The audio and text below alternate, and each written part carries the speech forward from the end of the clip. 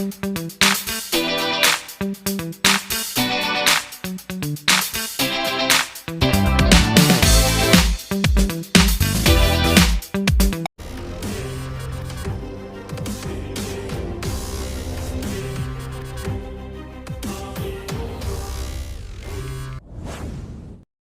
yung tinatawag natin na finishing touches, mga kaibigan.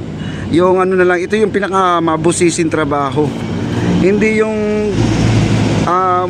yung wrap lang, yung buhos-buhos, yan ang medyo mabilis. Pero itong ganito, kasi ito, yung tinatawag na details talaga, details ang sinasabi. Detalyado yung kagaya yung kantong-kanto, kailangan kantong-kanto, hindi siya bungal, no?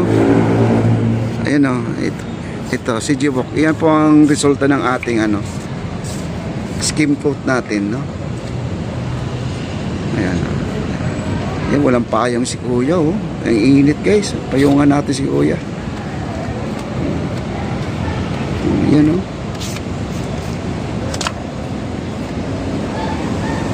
Ganyan si Jibok ang maglalagay ng skim coat. Kailangan gagamit ka ng paleta. Anong tawag nan? Parang yero.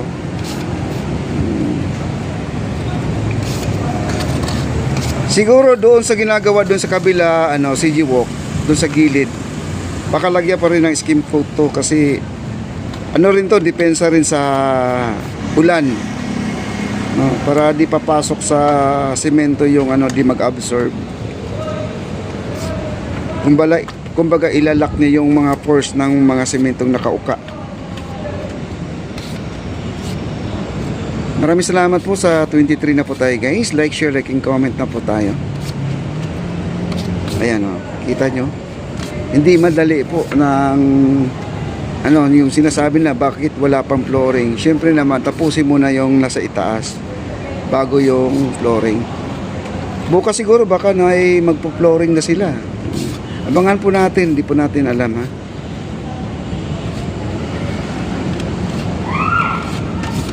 Magkano kayo isang sakong skim coat? Yung sakong isang skim coat, Kuya, magkano? 800 isang sako. O biruin mo naman si Jiwok. Yung skim coat pala na isang sako 800, kung gamitin mo doon sa labas talagang maksaya. Pero matipid pala siya gamitin, ganyan lang, oh. Lang siya, yung kumbaga yung ispat-ispat lang gagawin lang. Yung mga wrap na nakikita mo, pakinisin mo lang. Yung mga pangit lang, oo. Oo. Kaya yung mga pangit talaga kailangan talaga may pampakinis. Oo. Oo. Kapag maganda na, talagang di na po kailangan pagandahin. Tama nga yung sinabi na yung kaibigan kong yung bading-bading siya, eh. Sabi niya, siya ay nagbi-make up doon sa mga kasal-kasal. Kapag ang mini-make upan niya magandang babae, madali lang daw maayusan. Ayusan lang yan. Oo, make up, kunting make up lang, maganda na. Minsan daw may pangit daw siya na hindi naman sa inaano natin, ha. Nagsabi talaga siya ng totoo. Medyo may hinahabol sila na baka kapalan na lang yung make up, no? Hinahabol sa parting katawan. Oo. Pagagandahin. Para pagandahin, oo.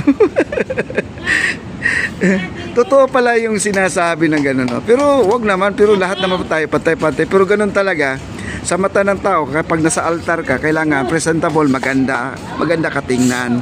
Kasi minsan lang po mangyayari sa buhay na ikakasal ka sa altar. Kailangan maganda. Ayan, kagaya yung ginagawa, skim coat lang pala ang nagpapaganda sa mga ganitong klaseng Yes, skim coat lang palang labanan. Hindi maganda. Pag walang masilya, mga kaibigan, walang magandang makikita. Ayan, no? Masilya, magtrabaho. Magiging maganda ng konti. Oo. Buti nga ito, simento, sir, no? Ayan si sir. Hindi naman kaganong quality ang trabaho. Oo. Ayan, kaya. Yes, maganda.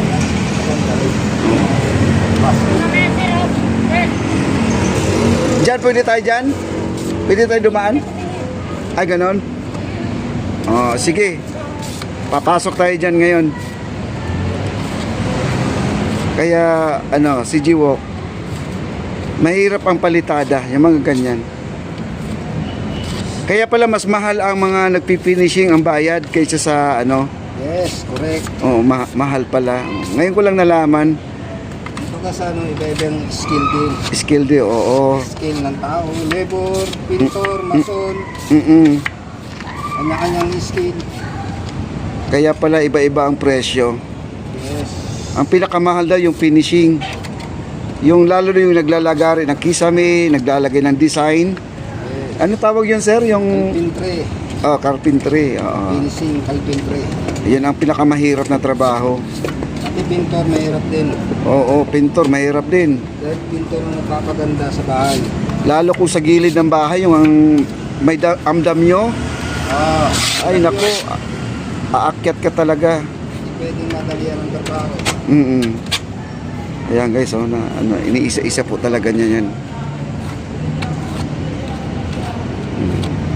Mabusisi guys, mabusisi. Trabaho namin ng pintor, mag-sisi. Oo. Nagpipintor ka, sir? Pintor talaga ang linya mo? Pintor ang linya ko. Sa bagay yung pintor may skills din kayo ng ganyan, no? Kasi may masilya din. Yes. Oo. Pintor ang magpapaganda sa bahay. Ayan guys, ha? Pinte ang mason ang gumugulo sa bahay. Oy, mga viewers natin dyan, baka nagpatayo kayo ng bahay. Ayan si Kuya, pwede niyong kontakin, ha? Kung gusto nyo. Kung gusto nyo lang. Oo. Gusto nyo gumanda ang bahay, ang kumuntakin nyo. Oo, kontakin nyo si Kuya. Anong pangalan mo, Kuya? Ngayon, Romel. Apelido? pangilista. Romel Evangelista po. Siya po ay nagpipintura ng mga bahay.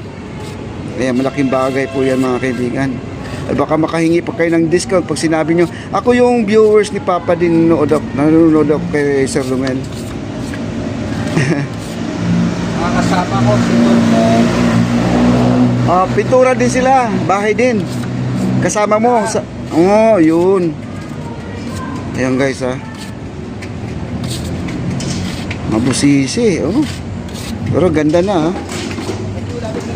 Ang buhay yung kanto. Oo. Maganda tignan. Ayan, oh. Ayan, oh. Ang karniliya, makinis na. Kantong-kanto yan, guys, oh. Ganda-ganda na, oh. Ganda na kanina, tangit. Oo. Ang ganda na nga. Kailan kayo magsasahig, sir? Mga Merkulis, ganyan, mga Merkulis, Webes, yan, schedule yan eh. Oo. I-schedule yan. Pero, Kaapulan eh. pero gagamit kayo ng mixer truck o mixer truck na, no? Para mabilis. Yan, mag-mixer, mixer. Oo. Kaya, Mano-mano, matagal. oo, ang haba to, para ka nag-ano ng kalsada, eh. Matagal pag mano-mano. Ayan guys, huwag kayong mag-alala kasi ang gagamitin dito sa ating mixer po, mixer truck. Kaya one day lang siguro, 2 days o 3 days na tapos sa kagad to ating sahig dito sa ating esplanade na to. Kaya